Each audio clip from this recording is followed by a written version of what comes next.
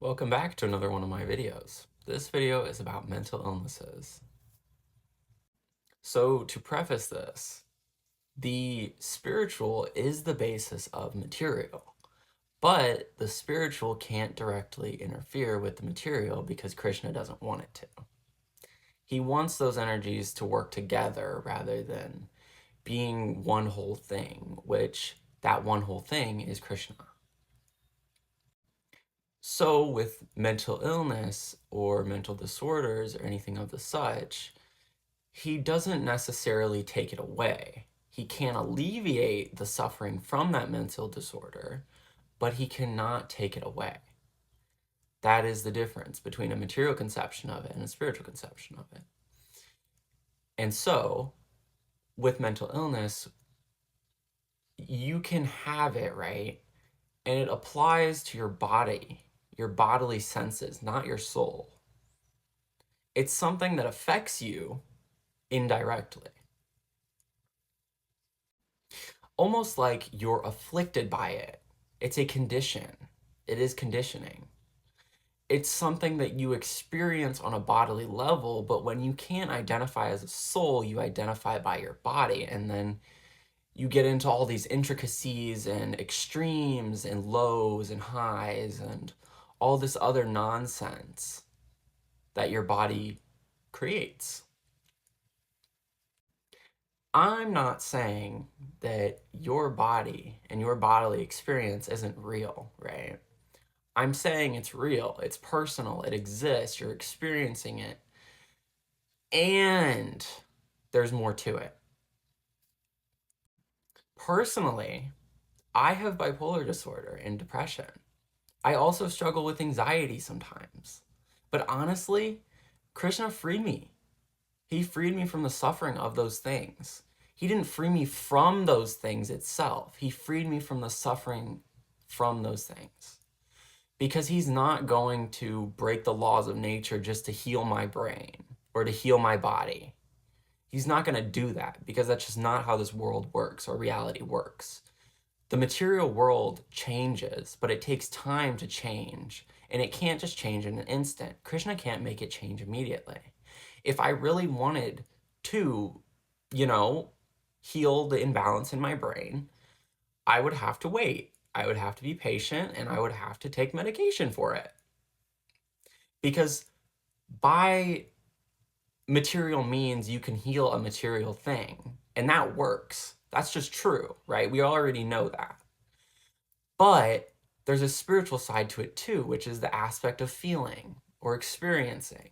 And when we experience or feel depression or anxiety or highs or lows or any sort of bad thing or mental disorder, we we still suffer from that.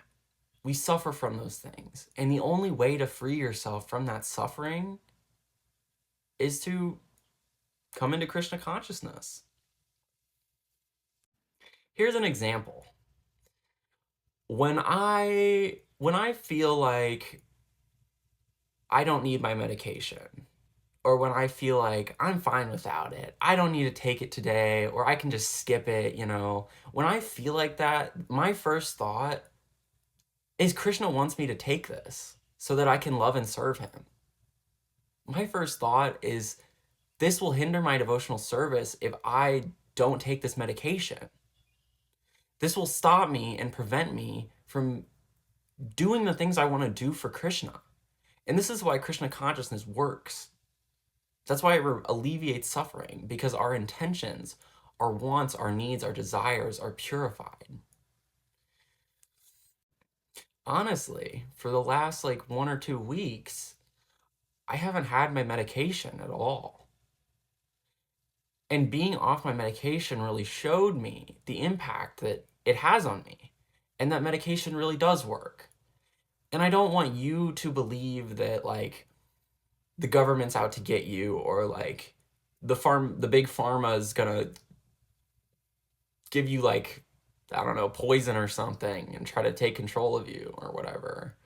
But that's just silly. That's delusional. And the whole point of medication is to help the body. so that you can live properly.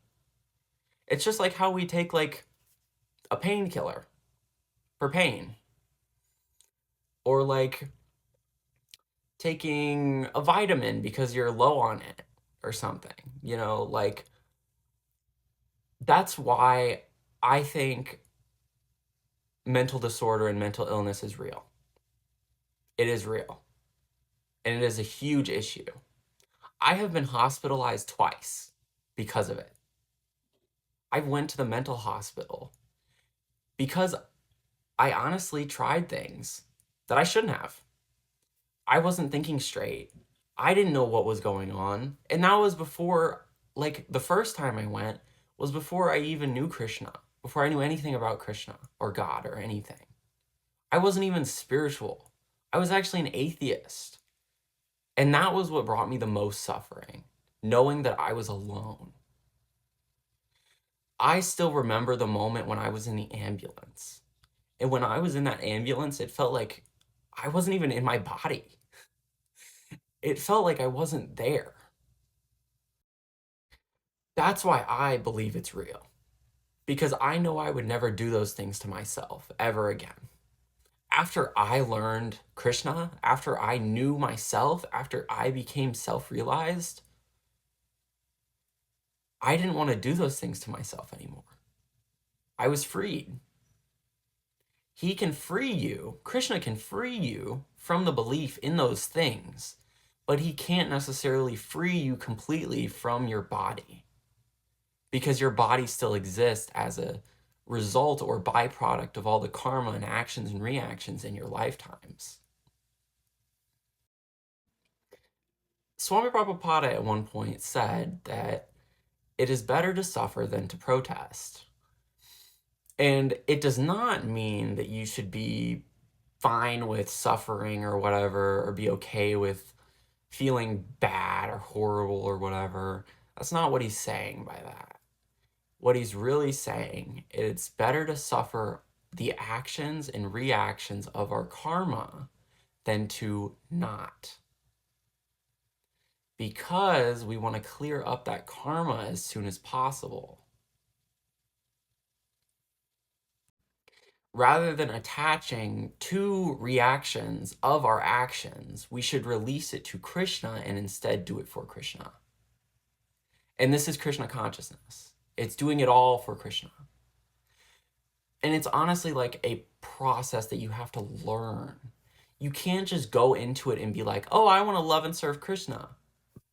You can do that. You can say you love Krishna and want to love and serve him and genuinely feel that way. But there's a difference between wanting to love and serve Krishna and actually loving and serving him. When I feel low or when I feel depressed, I always make sure to surrender and chant because I know it'll bring me back to my balance. Even if I don't feel good afterwards, that doesn't mean it didn't work. It doesn't mean it didn't help. It doesn't mean it didn't alleviate some of the pain or some of the suffering. It's doing something. I don't actually identify with bipolar disorder or depression at all. I'm freed from attachment to it because I worked through it and because, honestly, I've chanted and surrendered so much that Krishna took it away. He took away my attachments to having mental illness or disorders, but that doesn't mean I don't have them. It doesn't mean I don't experience them still. Nowadays, a lot of people are over attaching to mental illness or mental disorders, especially the younger generation nowadays. And it's because people want to feel like they have identity. They want to be identified. They want to feel like they are something or mean something. But identifying by a mental illness or mental disorder is just going to make it worse. It's just going to make you feel even worse than you already do. This is why my recommendation is to chant Hare Krishna, Krishna Krishna, Hare Hare, Hare Rama, Rama Rama, Hare Hare. The reason you shouldn't identify by these disorders or mental illnesses is because we're not our body. It's that simple. We're our soul.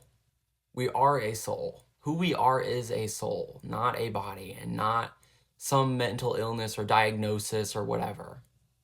And anyways, a diagnosis is just a recognition of what you are experiencing currently to put a name to it or to identify it. It's not necessarily a thing or a set in stone piece of something because we came up with the names. It's more like a concept or an idea that is generalized through the public. So instead of identifying with these disorders and mental illnesses, we should just say, I am a soul and I'm experiencing this, and I need help with this. I need this medication. But either way, you're a soul. Thank you so much for watching, and Hare Krishna. If you'd like to work with me or talk to me or have a conversation, please feel free to reach out to me. I will see you all in the next video, and goodbye.